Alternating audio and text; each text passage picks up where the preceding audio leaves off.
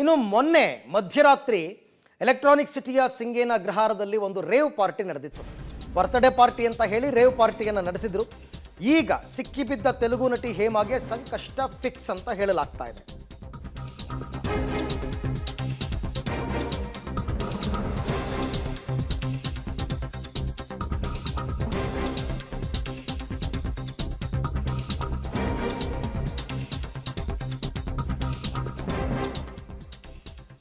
ನಟಿ ಹೇಮಾ, ತೆಲುಗು ನಟಿ, ಈಕೆ ನಾನು ಅಲ್ಲಿ ಇರಲೇ ಇಲ್ಲ ಅಂತ ಸುಳ್ಳು ಹೇಳ್ಬಿಟ್ಟಿದ್ರು. ಆದರೆ ಈಗ ಇದ್ರು ಅಂತ ನಿನ್ನೆ ಕಮಿಷನರ್ ಕನ್ಫರ್ಮ್ ಮಾಡಿದ್ದಾರೆ. ಸ್ಟೇಷನ್ ಬೇಲ್ ಪಡೆದು ಮನೆಗೆ ಹೋಗಿರ್ತಕ್ಕಂಥ ನಟಿಗೆ ಈಗ ಟೆನ್ಷನ್ ಶುರುವಾಗಿದೆ. ಹೇರ್ ಫಾಲಿಕಲ್ ಟೆಸ್ಟ್ಗೆ ಮುಂದಾಗಿದ್ದಾರೆ ಪೊಲೀಸರು. ಹೇರ್ ಫಾಲಿಕಲ್ ಟೆಸ್ಟ್ ಅಂದರೆ ಕೂದಲನ್ನು ಬುಡ ಸಮೇತ ಕಿತ್ತು ಅದನ್ನು ಟೆಸ್ಟ್ ಮಾಡ್ತಾರೆ. ಒಂದು ವೇಳೆ ಡೋಪ್ ಅಂದರೆ ಗಾಂಜಾ ಏನಾದರೂ ಮಾದಕ ವ್ಯಸನಿ ಆಗಿದ್ದರೆ ಗೊತ್ತಾಗ್ಬಿಡುತ್ತೆ, ಮಾದಕ ದ್ರವ್ಯ ತಗೊಂಡಿದ್ರೆ. ಬ್ಲಡ್ ಸ್ಯಾಂಪಲ್ನಲ್ಲಿ ಏನಾದರೂ ಪಾಸಿಟಿವ್ ಬಂದರೆ ಹೇರ್ ಫಾಲಿಕಲ್ ಟೆಸ್ಟನ್ನು ಮಾಡ್ತಾರೆ. ಹೇರ್ ಫಾಲಿಕಲ್ ಟೆಸ್ಟ್ನಲ್ಲಿ ಡ್ರಗ್ಸ್ ಸೇವನೆ ಬಗ್ಗೆ ಗೊತ್ತಾಗತ್ತೆ. ಒಂದು ವೇಳೆ ಏನಾದರೂ ಅದು ಡ್ರಗ್ಸ್ ಸೇವನೆ ಮಾಡಿರೋದು ನಿಜ ಆದರೆ ಇವರ ವಿರುದ್ಧ ದೂರು ದಾಖಲಾಗುತ್ತೆ. ಡ್ರಗ್ಸ್ ಸೇವನೆ ಅಂತಕ್ಕಂಥದ್ದು ಅಪರಾಧನೇ, ತಿಳ್ಕೊಳ್ಳಿ ಅದನ್ನು. ಈ ಬಗ್ಗೆ ಮತ್ತಷ್ಟು ಮಾಹಿತಿ ನನ್ನ ಕೊಲೀಗ್ ಉಮೇಶ್ ಅವರಿಂದ ಪಡ್ಕೊಳ್ಳೋಣ. ಉಮೇಶ್, ಒಟ್ಟು ಆ ರೇವ್ ಪಾರ್ಟಿನಲ್ಲಿ 101 ಜನ ಇದ್ರು ಅಂತ ಹೇಳ್ತಾರೆ. ಈಗ 101 ಜನರದ್ದು ಬ್ಲಡ್ ಸ್ಯಾಂಪಲ್ ರಿಪೋರ್ಟ್ ಯಾವಾಗ ಬರುತ್ತೆ? ಅದರಲ್ಲೇನಾದರೂ ಪಾಸಿಟಿವ್ ಆದರೆ ಮುಂದಿನ ಕ್ರಮ ಏನು? ನಟಿ ಹೇಮಾ ಅವರ ವಿರುದ್ಧ ಏನು ಕ್ರಮ ತಗೊಳ್ಬಹುದು ಅಂತ?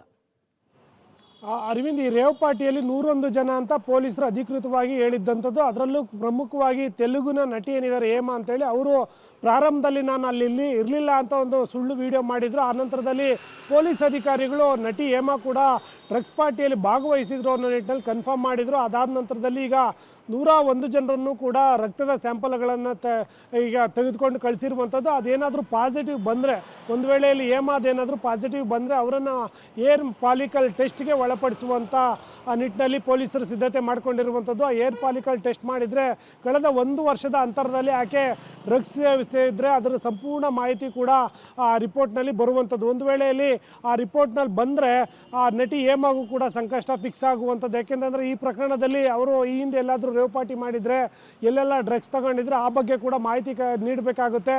ಆ ಮುಖಾಂತರ ಏನು ಪೊಲೀಸರಿಗೆ ರೇವ್ ಪಾರ್ಟಿಗಳ ಮೇಲೆ ಗಮನ ಇಡುವಂಥದ್ದು ಮತ್ತು ಪೆಡ್ಲರ್ಗಳನ್ನು ಬಂಧನ ಮಾಡೋದಕ್ಕೆ ಸಹಾಯ ಆಗುತ್ತೆ. ಇಲ್ಲಿ ಪ್ರಮುಖವಾಗಿ ಗಮನಿಸಬೇಕಾದ ಅಂಶ ಏನಂದರೆ, ಕನ್ಸ್ಯೂಮರ್ಸ್ ಅಂತ ಯಾರಿರ್ತಾರೆ ಅವ್ರ ಮೇಲೆ ಕಠಿಣ ಕ್ರಮ ತೆಗೆದುಕೊಳ್ಳೋದಕ್ಕೆ ಕಾನೂನಲ್ಲಿ ಅವಕಾಶ ಇಲ್ಲ. ಅವರಿಂದ ಪಾಸಿಟಿವ್ ಬಂದರೂ ಕೂಡ ಅವರಿಂದ ಮಾಹಿತಿ ಕಲೆಕ್ಟ್ ಮಾಡಿಕೊಂಡು ಆ ಮಾಹಿತಿ ಆಧಾರದ ಮೇಲೆ ಪೆಡ್ಲರ್ಗಳನ್ನ ಬಂಧನ ಮಾಡ್ಬೋದು, ಆ ಪಾರ್ಟಿ ಆಯೋಜಕರನ್ನ ಬಂಧನ ಮಾಡ್ಬೋದು. ಹೊರತುಪಡಿಸಿದರೆ ಇವರಿಗೆ 20,000 ತನಕ ದಂಡ ಹಾಕುವ ಸಾಧ್ಯತೆ ಮಾತ್ರ ಇರುವಂಥದ್ದು. ಹಾಗಾಗಿ ನಟಿ ಹೇಮಾ ಬ್ಲಡ್ ಸ್ಯಾಂಪಲ್ ಏನಿದೆ ಅದು ಪಾಸಿಟಿವ್ ಬಂದರಷ್ಟೇ ಫಾಲಿಕಲ್ ಟೆಸ್ಟ್ಗೆ ಒಳಪಡಿಸ್ತಾರೆ. ಆ ಮುಖಾಂತರ ಆಕೆ ಈ ಹಿಂದೆ ಏನಾದರೂ ರೇವ್ ಪಾರ್ಟಿಗಳಲ್ಲಿ ಭಾಗಿಯಾಗಿದ್ರ ಅನ್ನೋದ್ರ ಬಗ್ಗೆ ತನಿಖೆ ನಡೆಸ್ತಾರೆ.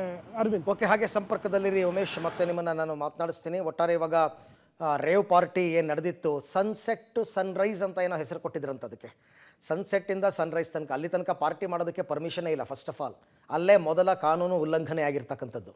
ಅದಾದ ನಂತರ ಇಲ್ಲಿ ನಡೀತಾ ಇದ್ದ ಬರ್ತ್ಡೇ ಪಾರ್ಟಿ ರೇಡ್ ಮಾಡಿದಾಗ ಡ್ರಗ್ಸ್ ಸಪ್ಲೈಯರ್ಗಳು, ಡ್ರಗ್ ಪಡ್ಲರ್ಗಳು ಸಿಕ್ಕಿದ್ರು. ಎಲ್ಲರೂ ಕೂಡ ಬಂಧಿಸಿದ್ರು, ಎಲ್ಲರದು ಬ್ಲಡ್ ಸ್ಯಾಂಪಲ್ ತೊಗೊಂಡ್ರು. ಈಗ ಮುಂದೆ ಏನು ತನಿಖೆ ಹೇಗೆ ಅಂತಕ್ಕಂಥದ್ದು ಫಾಲಿಕಲ್ ಟೆಸ್ಟ್ ರಿಪೋರ್ಟ್ ಮೇಲೆ ನಿಂತಿದೆ.